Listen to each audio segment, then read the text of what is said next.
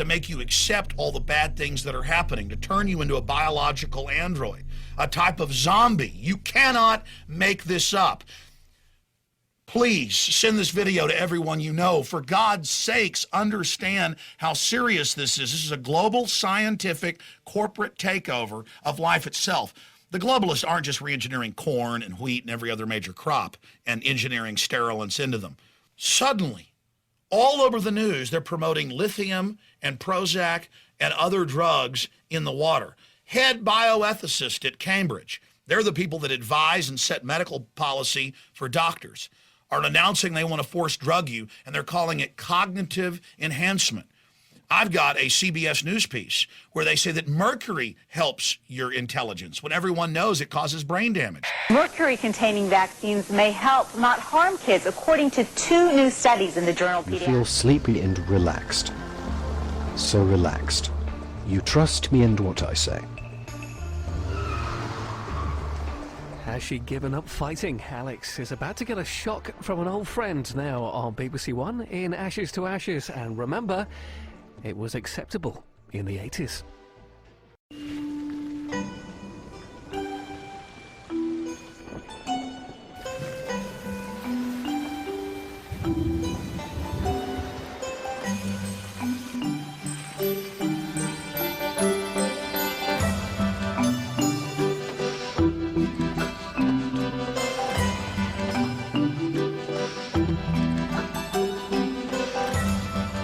Well now, with some strong language on BBC One and BBC HD, the weather's a top talking point with Andrew Marr in Britain from above.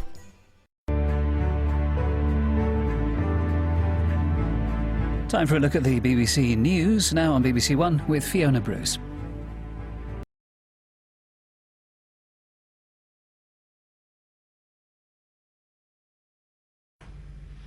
Okay, we're off. Hello, David. Hi. What message have you got for the journalists who work at the BBC? Well, journalists who work for the BBC, and I was one, the message is think for yourself, and don't take the norms in society, and this is what I would say to any journalist, don't take the norms in society as the point of reference for how you see the world and how you report the world, because that's what happens. I saw it in journalism myself. People say, so you're saying that all journalists are involved in, they're all manipulating. No. What happens in journalism, mainstream journalism I'm talking about, is they take the norms in society at any point, and that's their point of reference. So anyone that is saying or doing things outside of those norms is in my case, ridiculed because they're outside the norm. So a few centuries ago, today's journalists would have ridiculed anyone that said the earth was round, because the norm was at that time that it was flat. And so it's important for journalists to open their minds to see that the norms are not necessarily everything there is to know. But then you've got the next level with the BBC and mainstream journalism in general, in which there are limits to what you're allowed to put out. You know, if you reported someone like me in a, this guy takes the points and and all this stuff, then that's fine. You can report me on that level.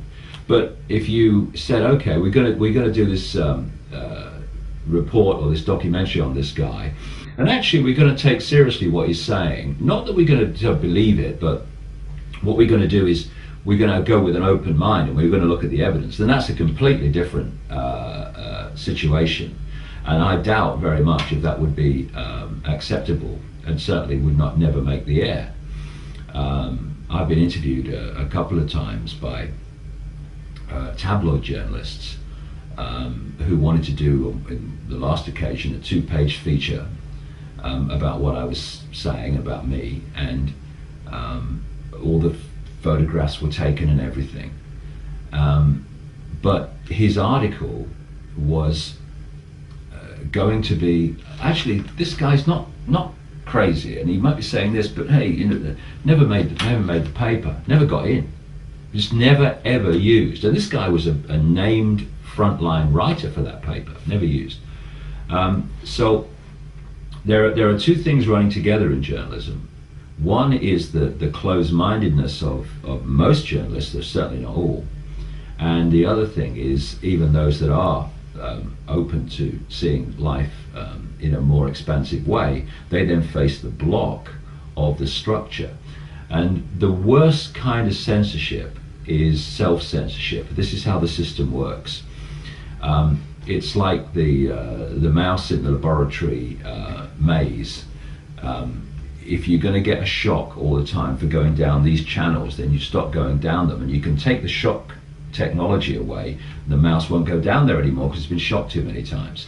And with journalists, if you know that if you cross a certain line in what you write, then there's going to be, it's either going to get spiked, not used, or there's going to be a problem for you, then eventually most journalists know the line they shouldn't cross. And there's a very interesting documentary which is available through the internet. It's about, I forget what it's called now, but it's about Fox News. And it's a documentary talking to former people who worked for Fox News, of course Murdoch's station in America, which is the most biased station I've ever seen. And they tell this whole story of how there's such limits on what they can say and how they can report things that in the end you just stop putting it in or offering it or doing it if it crosses that line. Self-censorship's the worst thing, because then, you know, there's no confrontation, there's no debate, hey, why is this being censored? It just isn't done, and that's the worst kind of censorship. And journalists who succumb to that, well, they've succumbed to any connection to the word journalist for me. Mm-hmm. Yes, sir. Thanks. Hello. Hi. David Icke. I've kind of been interviewed on a program at 10:15. Right. We have reviewed the material which is submitted to us. Say again? We've reviewed the material which is submitted to us. Uh-huh. And we've also reviewed the radio regulations 1986. I don't believe it. You got an exclusive here. Go ahead. And we just don't feel comfortable with it. Why? Just don't feel comfortable. Why? Explain to me. No, that's it. Sorry. Thank you very much for your time. You have invited me onto a radio station. I turn up on time, and you stand there and say, without any substance or explanation, we're not having you on. Now, I just explained to you. No, you haven't. Why? Tell me why. I have reviewed the material which you have written, and I don't feel comfortable with it on the radio. Why? No, that's it. This is what I'm talking about when I say the public are given one version of reality, and people like this at AM 1040 in Vancouver prevent them having another version of reality, which means, of course, that they're getting part of the story and not what they're really entitled to hear. And if you think not exposing the fact that children are being abused in fantastic numbers, my friend, is too much for your radio station, then you tell the children who are being abused. Thanks for coming in. You know what your radio station is? Thanks for coming in. It's pathetic. Thank you very much for coming in. And you say you believe in freedom? You couldn't spell it. Thanks for coming in. Thank you. Nice to meet you. This is life in the free world, ladies and gentlemen. And this is one of the architects, unknowingly, of the destruction of our freedom. Good morning. Good morning, sir. This is unbelievable. No explanation, no substance, no debate, just that's it. No conspiracy, no suppression of information, ladies and gentlemen of the world. Well, you've just seen it yet again. You did say you were sick of doing radio interviews.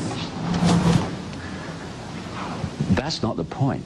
Whether I have to do one after the other to get this information out is irrelevant to the fact that the information again and again is being suppressed. Why? They'll tell you what the government wants you to know. They'll tell you what the transnational corporations and the stock market want you to know. They won't tell you what they don't want you to know. And people like that are unknowing, frightened little men who are editing the news while claiming to be part of a media that is free. It was in reading some of the writings of David Icke that the decision was taken, hang on a minute, why isn't this guy in the courts of Canada? Because he out and out calls two of our former prime ministers of Canada, he says they are rapists. And I'm that if he truly believes that there is a superhuman extraterrestrial power overriding everything that happens on this planet that stifles opinion and stifles free speech, then why is he still with us? Why haven't the lizard men taken him out? Thursday, the coalition has failed to convince VTV, a popular local television station, to cancel David's scheduled appearance. Finally, David has a chance to put his side of the story across to the people of Vancouver. Joining me now is David Icke and SFU psychology professor Dr. Barry Beierstein, who is also president of the BC Skeptic Society. Dr. Beierstein, whether or not Mr. Icke's theories make sense, why do you think he has a following when a lot of people would think that the ideas are completely out of this world? What research have you done on that? I'm just trying to just get this question from nothing. Beyer. And you make Dr. statements Beierstein. like that. That's nonsense. Well, I think the nonsense is in the other side, but that aside, your question was why do people believe it? Well, I think people like to enchant themselves, and this is classic mystery mongering. People want there to be grand conspiracies, and they want the world to be an even more mysterious place than it is, and they want simplistic, pat answers for why they're not happy, why the world isn't the wonderful place they think it should be, and that is more satisfactory. Professor? Just a minute, let me finish. That's more satisfactory psychologically than the sort of thing that science and decent scholarship will say. Well, let's get Mr. Icke to respond to that. Professor, did you major in patronizing the people of British Columbia? Because you really ought to have done. Tell me about... Hold on a second. Hold on a second. Let's stick with your silly ideas, not the people that believe them. Okay. Let's talk about, first of all, why Jewish groups are calling you anti-Semitic. Because I'm getting too close to the truth. When you get too close to the truth, they can assassinate you, or they can assassinate your character. In my case, they've chosen the latter. How would you respond to that, Dr. Beierstein? Don't get into these convoluted and paranoid fantasies that people are trying to shut you up. I mean, and what are you doing? You're on one of the biggest media outlets in Vancouver right now. That's hardly shutting you up. I've actually had 2 major interviews on radio pulled this week by the owners of the network. I've had book signings cancelled because of attacks on my character. Tangible, perhaps, for us to hold on to, is the claim that we are run by reptiles, that the royal family is reptilian, the reptile cities under the earth, and that they include, these Illuminati include presidents and prime ministers, Burt Bacharach, and Bob... The man who invented the... Yes, you have.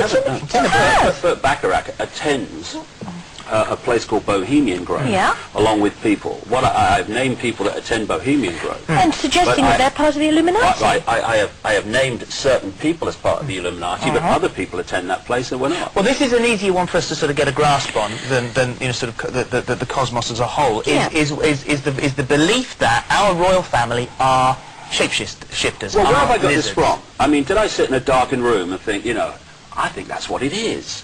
I have travelled to more than 40 countries over 14 years. I've talked to thousands of people from every walk of life you can imagine. And once you start to get a reputation for this, you become a magnet for people who know things but don't know how to get them out, so they come to you. And this whole idea of non-human entities manipulating our world by, if you like, possessing the human form of certain bloodlines has come to me from endless sources of people from, like I say, every different walk of life you can imagine, who told me their experiences, from people who've experienced seeing members of the royal family in this strange non-human state. I got a call from a lady in America who is the head of an organization called Parents Against Ritual Abuse. I hadn't gone public on this reptilian thing at all at the time, and I was talking to her about the scale of child satanic ritual abuse in America. In the middle of this conversation, she said to me, "Can you help me?" She said, there's something I don't understand. Can you explain why so many of my clients tell me that during these rituals the participants turn into reptiles? And this has come to me from so many different sources. Then you go back and you look at the ancient accounts in Asia, South America, Australia, North America, of accounts of what happened to them in the ancient past. And what do you find? You find again and again this constantly recurring theme of entities moving between human and reptilian They can't be form. happy that you're sort of outing them. Why haven't they killed you? Well, what's kind of interesting is that the attempts to stop me speaking in public and the attempts to stop my books being published massively increased once I introduced the reptilian element to it. I have had a tremendous... An element of a bestseller there then, eh, David? And a Let's put tremendous something strange in. amount of effort to stop me speaking in public, not least in North America. Why, if I'm crazy, just leave me to it. Well then, you see, you take symbols like the ancient symbol of the dragon, which is all outside the city of London on the boundaries, presumably the dragon on the Welsh flag. You make a reference to the frog prince, therefore not being a fairy tale because a human has to kiss an amphibious reptile thing. George and the dragon, I suppose. These are all, you think, mythical but real. Well, when you go back to the ancient world, you find that symbolism they use for many things turns up in the modern world.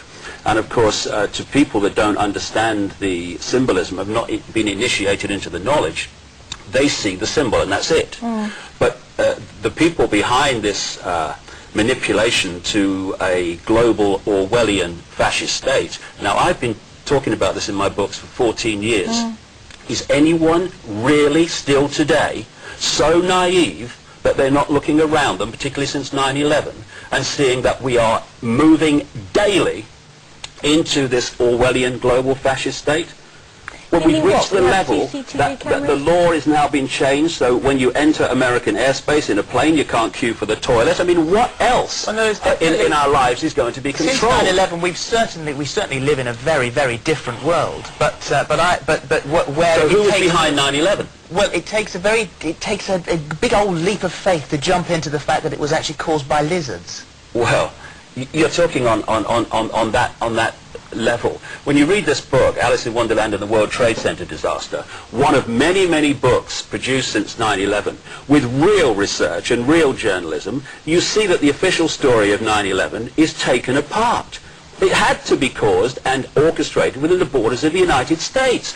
You won't see that on Trevor McDonald tonight. You won't see that on ITN. But the real researchers and the real journalists who don't work for the mainstream media can take 9/11 apart. It is a lie from start to finish. So you Not one strand of the official story fits with another. So you suggest the Americans, this is you suggesting, not our thoughts, but you suggest the Americans created 9/11 to frighten us into thinking, well, in that case, we must have a war on terrorism. Well, yes, in a basic theme, yes, but not Americans. The force that controls America and controls the American government. The technique of which 9/11... Which is the city here? Sorry? Which is the city here in the UK? Well, it effectively controlled from Europe. America has been set up as a big bad Satan, so everyone's looking over there. That's where the power is, America, when the real power is actually in Europe, in the secret society network, where the center of the secret society network is. But 9/11 is a classic example of a mass mind manipulation technique I've been writing about for years, which I call problem, reaction, solution. You want to change society in a way that you know if you offer it openly, you'll get a reaction against it. People say, we're not having this, what are you doing? So you play this technique, dead simple. Stage one, you create a problem. You make sure that someone is immediately blamed for it, so the public focus is, oh, that's the villain, so they don't open-mindedly look at who could be behind it. Stage two is you communicate the official version of that story to the public through the media, mainstream media, unquestioned. So you want the public at stage two to say, this can't go on, something must be done, what are they going to do about it? And then at stage three, you openly offer the solutions to the problems you created, which are changes in society, like we've had since 9/11, that fundamentally advance the agenda to the global fascist state. Ask me back in 5 years' time, Well, and you'll be asking different if we're questions. here after the Bible Code man who said we would all be blown up by 2006. David, thank you. It's lovely to see you. We've known each other for years, and thank you for coming in. And the book, Tales from the Time Loop, there it is. And Alice in Wonderland, the World Trade Center. And we'll see you after the break. Welcome back to Wogan Now and Then. I first interviewed my next guest in 1991. Before then, he was best known as a popular BBC sports presenter, but by the time he'd appeared on Wogan, his life had taken a dramatic change. He proclaimed he was the son of the Godhead. He wore turquoise, as he believed it brought him closer to God. Have a look at this. So evil has been in control of the planet for 12,000 years. It has been the dominating force. Evil's not the right word. It is imbalance. But it has been increasingly in control. As I repeat, survey the world, ladies and gentlemen. Is the force of love in control of this world, guiding this planet at this time? Of course not. The negativity, the thoughts that I'm talking about that are very destructive, are pouring out of this planet Well, let me every interrupt day. you. Was it a great shock for you to discover this at 38? Well, I think the word is gobsmacked. But again, you know, the best way of removing negativity is to laugh and be joyous. So I'm delighted that there's so much laughter in the audience tonight. But no, but just let me say this. They're laughing at you. They're not laughing with you. Fine.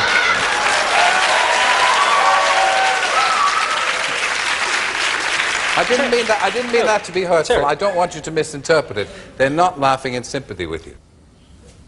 So while 15 years ago he was ridiculed for his prophecies about natural disasters around the world, and now he has a controversial new view about who really is running the world.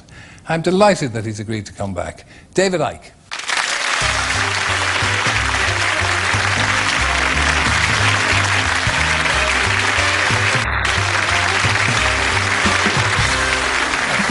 Thank you, no problem. Thank you. Now, again, when I see that, I'm slightly embarrassed by it because I thought it was a bit sharp with that comment. So, and at the time I said I didn't mean it to embarrass you. So, that interview at the time, it changed everything for you, didn't it? Well, it changed everything in the sense of I couldn't walk down any street in Britain without being laughed at by most of the people. Going in a pub, there was uproar. A comedian only had to say my name to get a laugh. And what that does is it reveals to you the level of immaturity that passes for adulthood in this country, whereby clearly a guy was going through an incredible experience. And instead of being mature and saying, why is this guy gone from being this, what you would call straight, normal television presenter, to how he is now? This is interesting. What's happening here? Instead, and I heard the ripples of laughter 16 years on when my name was mentioned, people just laughed. But the other, which gave me a real insight, especially given what I'm doing now in my books, about how easy it is for the few to control the many. Because the many, you know, we laugh at sheep because sheep just follow the one in front. Ah, stupid sheep. We humans have out-sheeped the sheep because at least the sheep need a sheepdog to keep them in line. Humans keep each other in line. And they do it by ridiculing or condemning anyone who commits the crime, because that's what it's become, of being different. I had a choice, Terry, at that point. I could have ended up faced with that scale of ridicule and ended up shaking in the corner, or I could have said, as I did, laugh, condemn, I don't give a damn. This is me. And if you don't like me, well, that's bad news, because this is the only me there is. And I refuse to conform and be bowed by the ridicule. And what it does, Terry, when you step out of the little box of what will other people think, how do I put this in a way that people won't think I'm crazy, you then realize how small a box you've actually been living in. But you do understand that, and I know you do, that you did make yourself a target because what you were saying was outlandish. It was, by normal standards, outlandish and outrageous, very intense. Just have a look at this. What about eruption? When may we expect tidal waves, eruptions, earthquakes? Well, because of the nature of the way the Earth has been treated over a long period of time, a tremendous amount of energy has built up within the Earth that cannot get out. If it doesn't get out, bang. So this is going to be released in a controlled manner, as controlled as possible, through earthquakes, through volcanoes and such like. If they don't happen, this is not punishment. If they don't happen, there is no Earth. You see, you're still obviously bitter about people's rejection of your ideas. No, absolutely not. What I am is frustrated at watching Orwell's 1984 unfold in front of our eyes by the day while people focus on who shot Phil Mitchell. That is frustrating, because my children and your children, thank you, are going to have to live, indeed, in the timescale, so are we, because we're living in it now, when the most basics of freedoms are being taken away. Yeah, and this is happening all over the world, and it's coordinated. Now, if people want to think that that's all happening by accident, please be my guest. I don't give a damn. But who is, the evidence it? is that it's not. Eh? If it's controlled, it's not happening by accident. Who is controlling people or trying to control them? Well, there is a network of families that you can take back to the ancient world, to places like Babylon, Sumer, which is now Iraq. You can chart them through to Rome, where they were responsible for the Roman Empire and the creation of the Roman Church. God save us from religion, by the way. And then they came up into Europe to become the European aristocracy and royal families. Then through the great empires of Europe, especially the British Empire, but others too, these family bloodlines and the secret society network through which they manipulate themselves into power were exported all over the world.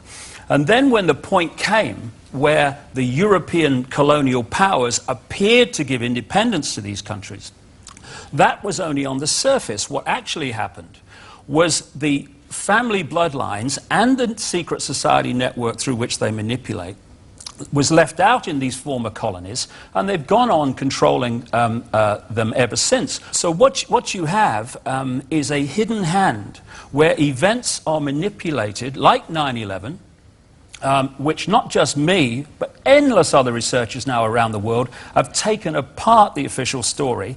It insults the intelligence of a 10-year-old. And you have a hidden hand manipulating events, and the whole goal of it is centralization of power to the point where humans are little more than controlled clones. Who is the hidden hand? I mean, who are these hidden hands? This network of families I'm talking about. You find that people that are in positions of apparent power, like prime ministers and presidents, are actually puppets of the real power, which doesn't put itself on public display. Why would it? I mean, does anyone really think that George W. Bush is running America? He probably couldn't tie his shoelaces, never mind run a country. Let me tell you this. Tell me about the project for the new American century. Tell me about it. I know nothing about it. Exactly. Well, let me tell you then something that you should know about. And this is written down. In the 1990s, an organization was created in America called the Project for the New American Century. The people who created it were the people that have run the Bush administration from the moment it came to power. In the year 2000, in September, the Project for the New American Century produced a report, a document, calling for a series of conquests of countries, one of which was Iraq. It actually says in the document, words to the effect of, we must use the excuse of Saddam Hussein to go into Iraq. But look, can I interrupt? No, hold a second. No, but honestly, no. Honestly, you see this? See, but this is the thing, Terry, you see. No, but honestly. You say to me... America is an open society, isn't it? Oh, please. It's not an open society. I've got some seafront property in Birmingham, Terry, you might like to buy, mate. Honestly. Please. David. And they say I'm crazy and weird. America is an open society. My Well, God. I thought in my innocence that most Americans would know what was going on in America. God. But it's all, you know it all, and... Oh, see, now you talked about cheap jibes. That's a cheap jibe. No, it's I'm not. not claiming I know it all. I'm saying that I've been to 40 countries. I've spent enormous amount of time in America talking to people who do know what's going on, victims of what's going on, and I'm passing this over to people. But Now, don't yeah, sure. You see how preposterous it is? What, the fact that you think America's an open society? No. Absolutely ludicrous, Terry. I've never heard anything so stupid in my life. Okay. Thank you, ladies and gentlemen. David Icke, thank you. Good luck with your mission. Pleasure. Thank you. So join me after the break, and I'll be chatting to Ulrika Johnson about life in the tabloids. You'd be mad to miss it.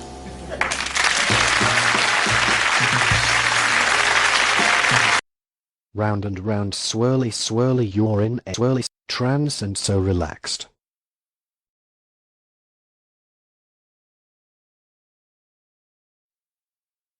I can't believe we get away with this. It's ludicrous how they can't notice the state they're in being programmed like a load of lemons. Look, some of them are actually rocking back and forth dribbling. Good God. Hello, I'm Kate Silverton with your 90-second update. This is what police believe canoeist John Darwin looked like in the 5 years he was missing. They hope the photo will jog people's memories about where he was during that time. Mr. Darwin's appeared in court accused of insurance fraud. Lee and Rachel Baker ran a care home in Somerset. Today they were arrested on suspicion of murdering 5 elderly people. The bodies of some residents at Parkfield's home in Butley were dug up for tests. British forces are set to be in Afghanistan for a few more years. Gordon Brown's promised continued UK support in the fight against the Taliban. He's been visiting troops there. Jose Mourinho doesn't want to be the next England football coach. The former Chelsea boss has ruled himself out. He did confirm he'd spoken to the FA. And this is a long-eared jerboa. It looks like a mouse-sized kangaroo. It's the first time it's been caught on film. Experts say they're in danger of extinction. Over to Bob for the weather and funnies. A murdering mob, some ugly Bugs Bunny. With a Valentine's card from a ghost town that's haunted by the National Guard and America's least wanted. Coming up next, we got more global warming. The greenhouse effect on the Beatles reforming. A miracle diet of water and lettuce. Los Angeles riots. More after this message.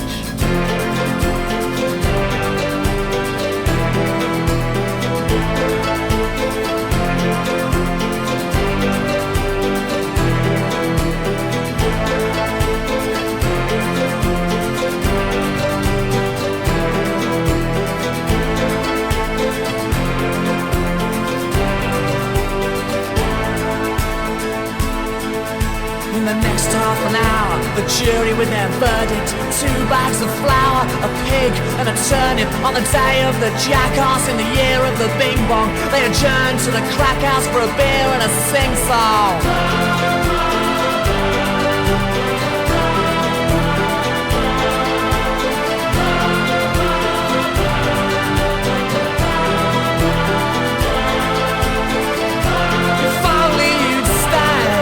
To the end of this story, I'll tell your mum and dad not to worry.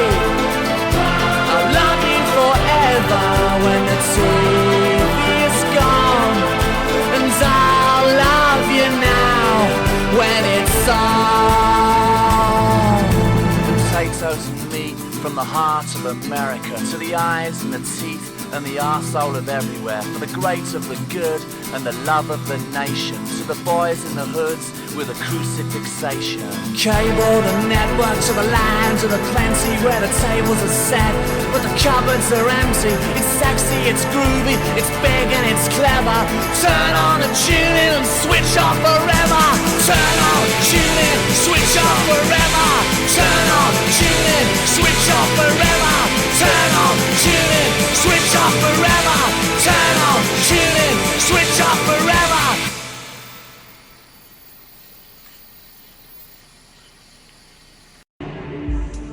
You ever heard that phrase, everyone knows that, mate? Well, why does everyone know that? Well, it's because this system is controlled by what I call repeaters. They're people in the situations of power and influence who just repeat what someone else tells them. A doctor is repeating what they were told at medical school and what the drug companies tell them. You've got teachers who repeat what they learned in their exams and what they learned at teacher training college, and they repeat that to the next generation. And the great repeaters are what pass for journalists. This is that area outside Parliament where they stand there doing their pieces to camera, telling people what's going on. Here we have the crews waiting for the journalists to come across from Westminster and stand there and tell them what's happening in the world. The fact is, they don't know what's happening. They know nothing. So this is what they should be saying if they were telling the truth. Now over to Westminster for the latest news from David Icke. Thank you, you. Well, I've got to be honest, mate, I haven't got a clue what's going on. I tell you what my job is, right?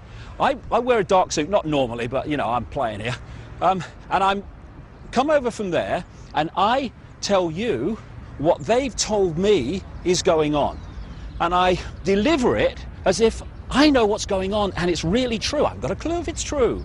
But they tell me, and they wouldn't lie, would they? I mean, would Tony Blair lie about what's really happening? Would George Bush, please? I'm a journalist, trust me.